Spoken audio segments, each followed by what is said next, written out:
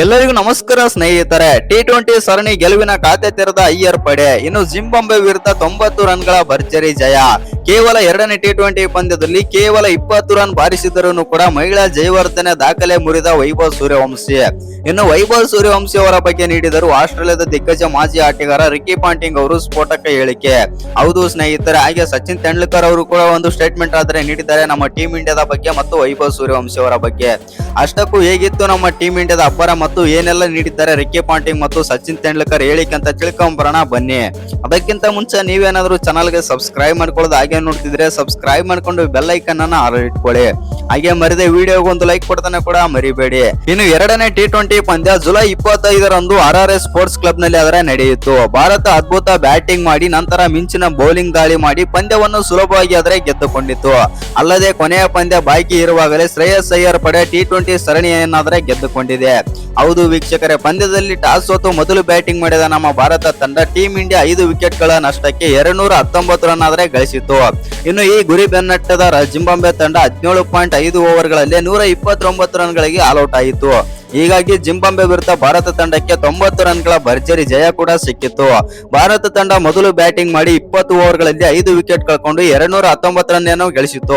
ಆದ್ರೆ ಆರಂಭಿಕರಾದಂತಹ ವೈಭವ್ ಸೂರ್ಯವಂಶಿ 9 ಬಾಲ್ಗಳಲ್ಲಿ 20 ರನ್ ಆಡಿ ಔಟ್ ಆದ್ರೆ ಅವರ ಜೊತೆ ಇನ್ನೊಬ್ಬ ಆರಂಭಿಕ ಆಟಗಾರ ಅಭಿಷೇಕ್ ಶರ್ಮಾನು ಕೂಡ 8 ಬಾಲಲ್ಲಿ 8 ರನ್ ಮಾತ್ರ ಗಳಿಸಿದರು.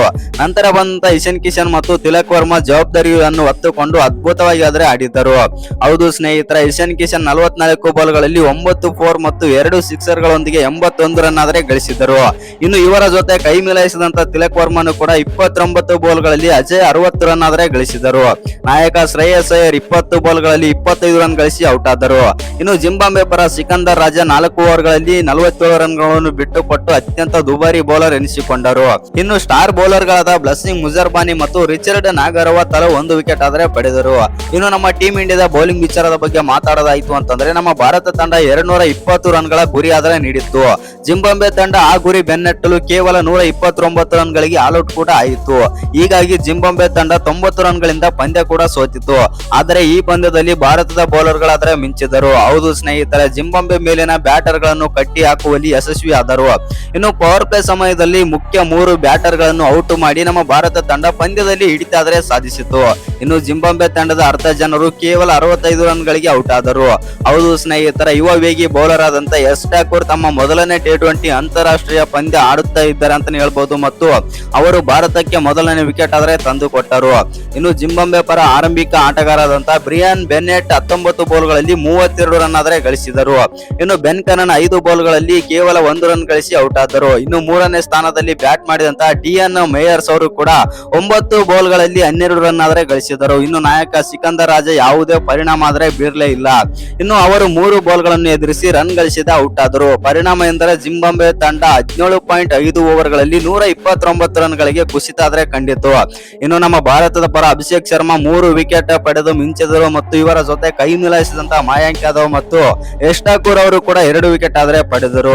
ಇನ್ನು ಶ್ರೇಯಸ್ ಅಯ್ಯರ್ ಅವರ ನಾಯಕತ್ವದಲ್ಲಿ ನಮ್ಮ ಭಾರತ ತಂಡಕ್ಕೆ ಟಿ20 ಸರಣಿ ಗೆಲುವು ಇದಾಗಿದೆ. ಇದಕ್ಕೂ ಮೊದಲು ಅವರ ನಾಯಕತ್ವದಲ್ಲಿ ನಮ್ಮ ಭಾರತ ತಂಡ ಐರ್ಲೆಂಡ್ ಮತ್ತು ಇಂಗ್ಲೆಂಡ್ ವಿರುದ್ಧ ಸತತ 2 ಟಿ20 ಸರಣಿಗಳನ್ನಾದ್ರೆ ಸೋತಿತ್ತು. ಭಾರತ ಐರ್ಲೆಂಡ್ ವಿರುದ್ಧ 2.0 ಮತ್ತು ಇಂಗ್ಲೆಂಡ್ ವಿರುದ್ಧ 0.4 ಅಂತರದಲ್ಲಿ 2 ಸರಣಿಗಳನ್ನಾದ್ರೆ ಕಳೆದುಕೊಂಡಿತ್ತು ಮತ್ತು ಆದರೆ ಈಗ ಶ್ರೇಯಸ್ ಅಯ್ಯರ್ ನಾಯಕತ್ವದಲ್ಲಿ ತಮ್ಮ ಮೊದಲನೇ ಸರಣಿ ಆದರೆ ಗೆದ್ದುಕೊಂಡಿದ್ದಾರೆ. ಇನ್ನೊಂದೇನಂತಂದ್ರೆ ಕೇವಲ 20 ರನ್ ಗಳಿಸಿದ್ರು ಕೂಡ ಮಹಿಳಾ ಜಯವರ್ಧನೆ ದಾಖಲೆ ಆದ್ರೆ ಉಡಿಸ್ ಮಾಡಿದರು 15 ವರ್ಷದ ಯುವ ಆಟಗಾರ ವೈಭವ್ ಸೂರ್ಯವಂಶಿ. ಹೌದು ಸ್ನೇಹಿತರೆ, ಜಿಂಬಾಬ್ವೆ ವಿರುದ್ಧದ ಎರಡನೇ ಟಿ20 ಪಂದ್ಯದಲ್ಲಿ ವೈಭವ್ ಸೂರ್ಯವಂಶಿ ಇನ್ನಿಂಗ್ಸ್ ಆರಂಭಿಸಿದರು. ಕೇವಲ 9 ಬಾಲ್ಗಳಲ್ಲಿ 1 6 3 4 ಗಳೊಂದಿಗೆ 20 ರನ್ ಗಳಿಸಿ ಔಟ್ ಆದರು. ಇನ್ನು 222ರ ಸ್ಟ್ರೈಕ್ ರೇಟ್ ನಲ್ಲಿ ಮತ್ತು ಫುಲ್ ಶಾಟ್ ಹೊಡೆಯಲು ಪ್ರಯತ್ನಿಸಿದಾಗ ಅವರು ಕ್ಯಾಚ್ ಕೊಟ್ಟು ಔಟ್ ಆದ್ರ ಅಂತಾನೆ ಹೇಳ್ಬಹುದು. ಇನ್ನೊಂದೇನಂತಂದ್ರೆ ನಾವು ಗಮನಿಸಬೇಕಾದ ವಿಚಾರ, ವೈಭವ್ ಸೂರ್ಯವಂಶಿ ಅವರು ಯಾವಾಗ್ಲೂ ಔಟ್ ಆಗ್ತಾ ಇರ್ಬೇಕಾದ್ರೆ ನೋಡಿದ್ರೆ ಅವರು ಜಾಸ್ತಿ ಫುಲ್ ಶಾಟ್ ಆಡೋಕೆ ಹೋಗಿ ಔಟ್ ಆಗ್ತಾ ಇದ್ದಾರೆ. ಅದೊಂದು ಸ್ವಲ್ಪ ಪ್ಲಸ್ ಪಾಯಿಂಟ್ ಅಂತಾನೆ ಹೇಳ್ಬಹುದು ವೈಭವ್ ಸೂರ್ಯವಂಶಿ ಅವರನ್ನ ಔಟ್ ಮಾಡೋಕೆ. ಆ ಕಾರಣದಿಂದಾಗಿ ಅದೊಂದು ತಪ್ಪು ತಿದ್ದಿಕೊಂಡ್ರೆ ವೈಭವ್ ಸೂರ್ಯವಂಶಿ ಸಖತ್ತಾಗಿ ಬ್ಯಾಟಿಂಗ್ ಕೂಡ ಮಾಡ್ತಾರೆ. ಇನ್ನು ಈ ಇನ್ನಿಂಗ್ಸ್ ನಲ್ಲಿ ವೈಭವ್ ಸೂರ್ಯವಂಶಿ ಅವರಿಗೆ ದೊಡ್ಡ ದಾಖಲೆಯನ್ನೇ ತಂದುಕೊಟ್ಟಿದೆ. ಇದರೊಂದಿಗೆ ಅವರು ಮಹಿಳಾ ಜಯವರ್ಧನೆ ಅವರ ದಾಖಲೆಯನ್ನಾದರೆ ಮುರಿದಿದ್ದಾರೆ. ಇನ್ನು ಈಗ T20 ಕ್ರಿಕೆಟ್ ನ ಮೊದಲನೇ 5 ಪಂದ್ಯಗಳಲ್ಲಿ ಅತಿ ಹೆಚ್ಚು ಸ್ಟ್ರೈಕ್ ರೇಟ್ ಹೊಂದಿರುವ ಟಾಪ್ 5 ಬ್ಯಾಟರ್ ಗಳ ಪಟ್ಟಿಯಲ್ಲಿ ವೈಭವ್ ಸೂರ್ಯವಂಶಿ 2ನೇ ಸ್ಥಾನಕ್ಕೆ ಬಂದಿದ್ದಾರೆ. ಮಹಿಳಾ ಜಯವರ್ಧನೆ ಅವರು 3ನೇ ಸ್ಥಾನಕ್ಕೆ ಇಳಿದಿದ್ದಾರೆ. ಹಾಗಾದ್ರೆ ಮೊದಲನೇ ಸ್ಥಾನದಲ್ಲಿ ಯಾರಿದ್ದಾರೆ ಅಂತ ನೋಡೋದಾಯ್ತು ಅಂತಂದ್ರೆ ವೈಭವ್ ಸೂರ್ಯವಂಶಿ ತಮ್ಮ ಮೊದಲನೇ 5 T20 ಅಂತಾರಾಷ್ಟ್ರೀಯ ಪಂದ್ಯಗಳಲ್ಲಿ ಒಂದು ಅರ್ಧ ಶತಕ ಸೇರಿ 112 ರನ್ ಆದರೆ ಗಳಿಸಿದ್ದಾರೆ ಮತ್ತು 211 ಸ್ಟ್ರೈಕ್ ರೇಟ್ ನಲ್ಲಿ ಬ್ಯಾಟಿಂಗ್ ಕೂಡ ಮಾಡಿದ್ದಾರೆ. ಆದರೆ ಮಹಿಳಾ ಜಯವರ್ಧನೆ ಅವರು 201 ಸ್ಟ್ರೈಕ್ ರೇಟ್ ನಲ್ಲಿ ದಾಖಲೆಯನ್ನು ಮೀರಿಸಿ ಈ ಪಟ್ಟಿಯಲ್ಲಿ 2ನೇ ಸ್ಥಾನಕ್ಕೆ ಆದರೆ ಬಂದಿದ್ದಾರೆ. ಇನ್ನು ಭಾರತದ ಮಾಜಿ ಸ್ಫೋಟಕ ಆಲ್ರೌಂಡರ್ ಆದಂತಹ ಯುವರಾಜ್ ಸಿಂಗ್ ಅವರು ಈ ವಿಶೇಷ ಪಟ್ಟಿಯಲ್ಲಿ ಮೊದಲನೇ ಸ್ಥಾನದಲ್ಲಿ ಆದರೆ ಇದ್ದಾರೆ. ಯುವರಾಜ್ ಸಿಂಗ್ ಅವರು ತಮ್ಮ ಮೊದಲನೇ 5 T20 ಅಂತಾರಾಷ್ಟ್ರೀಯ ಪಂದ್ಯಗಳಲ್ಲಿ 235 ಸ್ಟ್ರೈಕ್ ರೇಟ್ ನಲ್ಲಿ ಬ್ಯಾಟಿಂಗ್ ಗಳೊಂದಿಗೆ ಮೊದಲನೇ ಸ್ಥಾನದಲ್ಲಿ ಆದರೆ ಇದ್ದಾರೆ. ಇನ್ನು ಇದೆಲ್ಲ ಬಿಡ್ತು ಅಂತಂದ್ರೆ ನಮ್ಮ ಭಾರತ ತಂಡ T20 ಸರಣಿ ಗೆದ್ದ ಬಳಿಕ ಮತ್ತು ವೈಭವ್ ಸೂರ್ಯವಂಶಿ ದಾಖಲೆ ಮುರಿದ ಬಳಿಕ ಆಸ್ಟ್ರೇಲಿಯಾದ ದಿಗ್ಗಜ ಮಾಜಿ ಆಟಗಾರ ಮತ್ತು ನಮ್ಮ ಭಾರತ ತಂಡದ ದಿಗ್ಗಜ ಮಾಜಿ ಆಟಗಾರ ಆದಂತಹ ರಿಕ್ಕಿ ಪಾಂಟಿಂಗ್ ಮತ್ತು ಸಚಿನ್ ತೆಂಡೂಲ್ಕರ್ ಅವರು ಏನೆಲ್ಲ ಮಾತನಾಡಿದ್ದಾರೆ ಅಂತ ತಿಳ್ಕೊಂಬರೋಣ ಬನ್ನಿ. ಇನ್ನು ಆಸ್ಟ್ರೇಲಿಯಾದ ಮಾಜಿ ದಿಗ್ಗಜ ಆಟಗಾರ ಆದಂತಹ ರಿಕ್ಕಿ ಪಾಂಟಿಂಗ್ ಅವರು ಈ ರೀತಿ ಆದರೆ ಹೇಳಿದ್ದಾರೆ ವೈಭವ್ ಸೂರ್ಯವಂಶಿ ಅವರ ಬಗ್ಗೆ. ವೈಭವ್ ಸೂರ್ಯವಂಶಿ ಅವರು ಅದ್ಭುತ ಆಟಗಾರ ಮತ್ತು ವೈಭವ್ ಸೂರ್ಯವಂಶಿ ಅಂತ ಆಟಗಾರ ಭಾರತ ತಂಡಕ್ಕೆ ಸಿಕ್ಕಿದ್ದು ಒಳ್ಳೆಯ ವಿಷಯ. ಏಕೆಂದರೆ ವೈಭವ್ ಸೂರ್ಯವಂಶಿ ಅವರು ಅದ್ಭುತವಾದ ಬ್ಯಾಟರ್ ಆಗ್ತಾರೆ ಮುಂದಿನ ದಿನಗಳಲ್ಲಿ. ಅವರ ಆಡುವ ಸಾಮರ್ಥ್ಯ ಆದರೆ ಹೊಂದಿದ್ದಾರೆ ಮತ್ತು ಎಲ್ಲ ಶಾಟ್ ಗಳನ್ನು ಕ್ಲೀನ್ ಆಗಿ ಆಡಬಲ್ಲರು. ಇನ್ನು ಎಲ್ಲ ಬೌಲರ್ ಗಳನ್ನು ಅದ್ಭುತವಾಗಿ ಆದ್ರೆ ಎದುರಿಸುತ್ತಾರೆ ಮತ್ತು ಸ್ವಲ್ಪ ಹುಡುಗನ ಮೇಲೆ ಪ್ರೆಷರ್ ಹಾಕೋದು ಕಮ್ಮಿ ಮಾಡಿ ಅಂತಂದು ರಿಕ್ಕಿ ಪಾಂಟಿಂಗ್ ಅವರು ಒಂದು ಸ್ಟೇಟ್ಮೆಂಟ್ ಆದ್ರೆ ನೀಡಿದ್ದಾರೆ.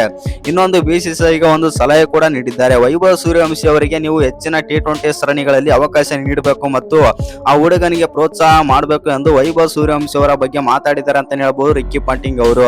ಇನ್ನು ಶ್ರೇಯಸ್ ಅಯ್ಯರ್ ಅವರ ನಾಯಕತ್ವದ ಕುರಿತು ಕೂಡ ಮಾತಾಡ್ತಾರೆ. ಶ್ರೇಯಸ್ ಅಯ್ಯರ್ ಅವರ ನಾಯಕತ್ವ ಇನ್ನು ಮುಂದೆ ಚೆನ್ನಾಗಿರ್ಲಿದೆ ಮತ್ತು ಆ ಶ್ರೇಯಸ್ ಅಯ್ಯರ್ಗೆ ಅದ್ಭುತವಾದ ಕಲೆ ಇದೆ. ನಾನು IPL ಅಲ್ಲೂ ಕೂಡ ನೋಡಿದ್ದೇನೆ ಮತ್ತು ಕ್ಯಾಪ್ಟನ್ಸಿ ತುಂಬಾನೇ ಚೆನ್ನಾಗಿ ಆದ್ರೆ ನಿಭಾಯಿಸ್ತಾರೆ. ಆ ಕಾರಣದಿಂದಾಗಿ ಶ್ರೇಯಸ್ ಅಯ್ಯರ್ ಅವರು ಮುಂದೆ ಬರುವಂತ T20 ಸರಣಿಗಳಲ್ಲಿ ಅದ್ಭುತವಾಗಿ ಸರಣಿ ಗೆಲುವಾದರೆ ಕಾಣಲಿದ್ದಾರೆ ಮತ್ತು ಆ ಶ್ರೇಯಸ್ ಅಯ್ಯರ್ ಅವರಿಗೆ ಮೊದಲ 2 ಸರಣಿಗಳು ಸ್ವಲ್ಪ ಕಠಿಣವಾಗಿದ್ದವು. ಏಕೆಂದರೆ ಫಸ್ಟ್ ಟೈಮ್ ಮಾಡ್ತಾ ಇರೋ ಕಾರಣದಿಂದಾಗಿ, ಫಸ್ಟ್ ಟೈಮ್ ಕ್ಯಾಪ್ಟನ್ ಆಗಿರೋ ಕಾರಣದಿಂದಾಗಿ ಅವರಿಗೆ ನಿಭಾಯಿಸಲು ಸಾಧ್ಯವಾಗಲಿಲ್ಲ ಎಂದು ರಿಕ್ಕಿ ಪಾಂಟಿಂಗ್ ಅವರಾದ್ರೆ ಹೇಳಿದ್ದಾರೆ. ಇನ್ನು ಸಚಿನ್ ತೆಂಡೂಲ್ಕರ್ ಕೂಡ ನಮ್ಮ ಟೀಮ್ ಇಂಡಿಯಾದ ಬಗ್ಗೆ ಆದ್ರೆ ಮಾತಾಡಿದ್ದಾರೆ. ಹೌದು, ಹೊಸ ತಂಡ ಮತ್ತು ಎಲ್ಲ ಹೊಸ ಆಟಗಾರರಾದ್ರೆ ಇದ್ದಾರೆ. ಆ ಕಾರಣದಿಂದಾಗಿ ಟೀಮ್ ಇಂಡಿಯಾ 2 ಸರಣಿಗಳಲ್ಲಿ ಸೋತಿರಬಹುದು. ಆದರೆ ಬರುವಂತ ಸರಣಿಗಳಲ್ಲಿ ಅದ್ಭುತವಾಗಿ ಆಡಲಿದೆ ಮತ್ತು ಟೀಮ್ ಇಂಡಿಯಾ ಅದ್ಭುತವಾಗಿದೆ ಮತ್ತು ಈಗ ಅದ್ಭುತವಾದ ತಂಡದ ತರ ಕಾಣ್ತಾ ಇದೆ ಟೀಮ್ ಇಂಡಿಯಾ ಎಂದು ಸಚಿನ್ ಆದ್ರೆ ಹೇಳಿದ್ದಾರೆ. ಇನ್ನು ವೈಭವ್ ಸೂರ್ಯವಂಶಿ ಅವರ ಬಗ್ಗೆನೂ ಕೂಡ ಒಂದು ಸ್ಟೇಟ್ಮೆಂಟ್ ಆದ್ರೆ ನೀಡಿದ್ದಾರೆ. ವೈಭವ್ ಸೂರ್ಯವಂಶಿ ಅವರ ಹತ್ರ ಎಲ್ಲ ಸಾಮರ್ಥ್ಯನೂ ಕೂಡ ಇದೆ ಮತ್ತು ಬ್ಯಾಟಿಂಗ್ ಟಾಪ್ ಆರ್ಡರ್ ಅಲ್ಲಿ ಚೆನ್ನಾಗಿ ಬ್ಯಾಟಿಂಗ್ ಕೂಡ ಮಾಡ್ತಾರೆ. ಇನ್ನು ಬರುವಂತ ಮುಂದಿನ ದಿನಗಳಲ್ಲಿ ನಮ್ಮ ಭಾರತ ತಂಡವನ್ನು ಎತ್ತಿ ಹಿಡಿಯಲಿದ್ದಾನೆ ಮತ್ತು ಆ ಹುಡುಗನಿಗೆ ತುಂಬಾನೇ ಅವಕಾಶಗಳನ್ನು ಕೊಟ್ಟರೆ ತುಂಬಾನೇ ಚೆನ್ನಾಗಿರುತ್ತೆ ಎಂದು ಸಚಿನ್ ಅವರು ಒಂದು ಬಿಗ್ ಸ್ಟೇಟ್ಮೆಂಟ್ ಮಾಡಿದ್ದಾರೆ. ಇನ್ನು ನಿಮ್ಮ ಪ್ರಕಾರ ಏನೆಲ್ಲ ಅನ್ಸುತ್ತಂತ ಕಮೆಂಟ್ ಬಾಕ್ಸ್ ನಲ್ಲಿ ಕಮೆಂಟ್ ಮಾಡೋದನ್ನ ಮರಿಬೇಡಿ. ಹಾಗೆ ಇನ್ನು ಯಾರ್ಯಾರು ಚಾನಲ್ಗೆ ಸಬ್ಸ್ಕ್ರೈಬ್ ಮಾಡ್ಕೊಂಡಿಲ್ಲ ಸಬ್ಸ್ಕ್ರೈಬ್ ಮಾಡ್ಕೊಂಡು ಬೆಲ್ ಐಕಾನ್ ಅನ್ನ ಆಲ್ ಇಟ್ಕೊಳ್ಳಿ. ಹಾಗೆ ಮರಿದ ವಿಡಿಯೋಗೆ ಒಂದು ಲೈಕ್ ಕೊಡೋದನ್ನ ಕೂಡ ಮರಿಬೇಡಿ.